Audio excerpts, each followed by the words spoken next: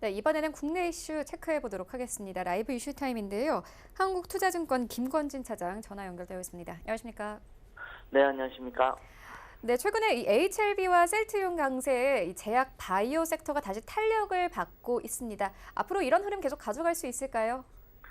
우선은 조금 당분간은 이런 모습이 계속 좀 나타날 확률이 높아지고 있다라고 여러분들이 생각을 하셔야 될 것 같습니다.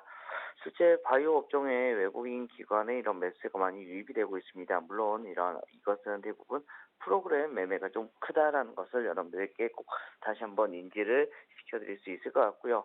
지금 현재 제약 바이오의 대장은 바로 HLB입니다.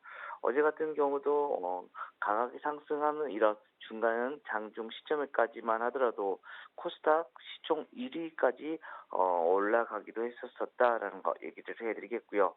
실제 전날까지 코스닥 시총 1위 기업인 셀트리온 헬스케어도 상당히 많이 상승을 했는데 그보다 훨씬 더 크게 상승을 한 HLB가 시가총액 7조 8천억 가까이가 되면서 1위를 차지하기도 했었다라는 겁니다. 물론 마지막으로는 HLB가 다시 상승폭을 많이 줄여버리면서 2위로 내려갔긴 했지만 어찌됐든 이런 이중표는 좀 찍어지기도 했었다라는 거 이야기를 해드리겠습니다.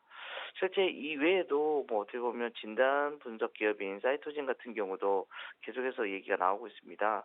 생명과학 분야의 이런 글로벌 기업인 서머 피셔 이런 사이언티픽 이런 기업과 공동 기술 협약 계약을 맺었다라는 이런 이슈가 나오면서 주가가 계속해서 상승하는데 사실은 시장 분위기에 따라서 이렇게 움직이는 거지 어떤 그냥 협약만 맺혀져 있는 것이다라고 우선은 생각을 하셔야 될 것 같고요. 또 HLB 관계사인 HLB 파워 같은 경우도 상한가를 기록하면서 HLB의 어떻게 보면 후광을 좀 입는 이런 모습이다라는 거 얘기를 해드리겠습니다.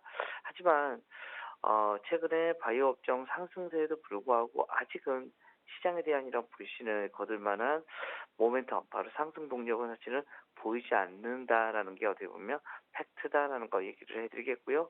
최근에 어떻게 보면 투자 심리 회복에도 불구하고 바이오 업종의 이런 투자 시에 성장 가시성은 좀 더 어떻게 보면 무게를 둘 필요가 있다라고 당부를 하고 있습니다. 실제 어떻게 보면 모멘텀보다는 어떻게 보면 기대감으로 많이 상승하고 있는 것이다라고 판단해 주셔야 된다는 거.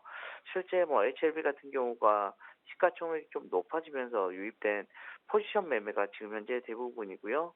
임상 결과에 대한 이런 확신을 갖고 들어오는 롱 포지션 매수로는 아직은 조금 어려운 모습이 있다라고 생각을 하시면 될 것 같습니다.